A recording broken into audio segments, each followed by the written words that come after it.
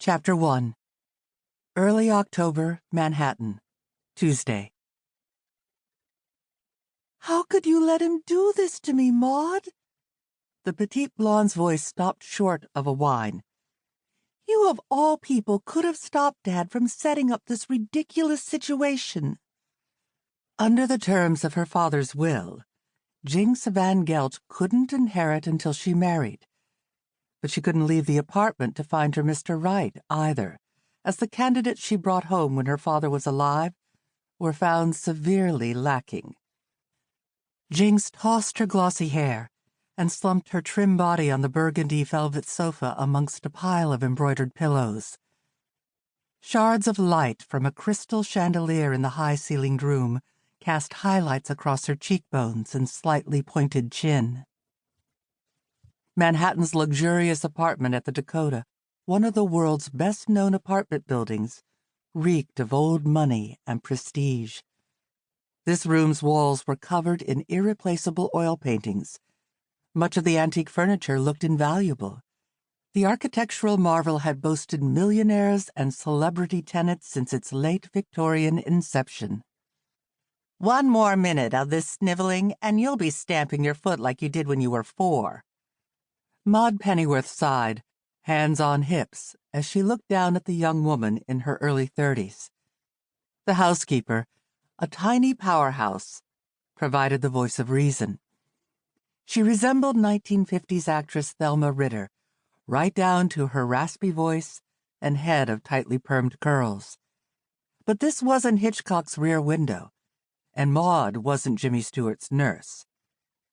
"Just so you know, the drama queen theatrics don't faze me." Jinx sighed. Maud sat down next to Jinx and took her hand.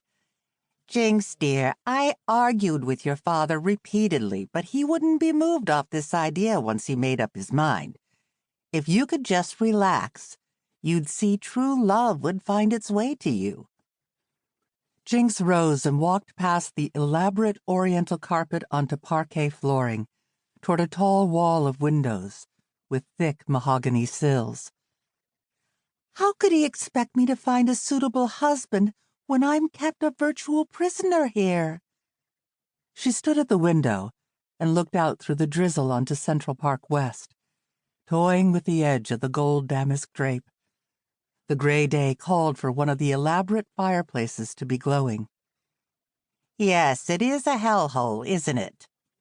Maud rolled her eyes and joined Jinx at the window. "Isn't there anyone you've come across these last months who's interested you?"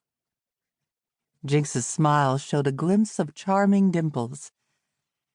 "There is one person I've been chatting with online who sounds awfully nice."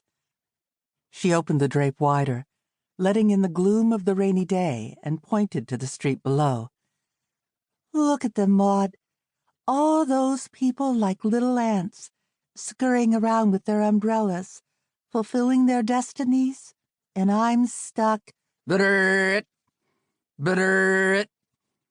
The noise of a jackhammer filled the spacious room. "Cut!" a voice yelled. Actress Monica Kelly let the curtain drop, along with her Jinx persona, and crossed her arms in frustration. I caught my best friend Meg Pittman's eye, and we held our breath, waiting for an outburst from the director. Finn Hill York stomped out from behind the camera and over to the window, gangly arms and legs flying, frizzy short hair stuck up around her head as though she'd had a recent encounter with an electrical socket. "Meg!" Poor Meg, off to the rescue. My name is Trudy Genova, RN, and I'm fortunate to have one of the best jobs a nurse could have.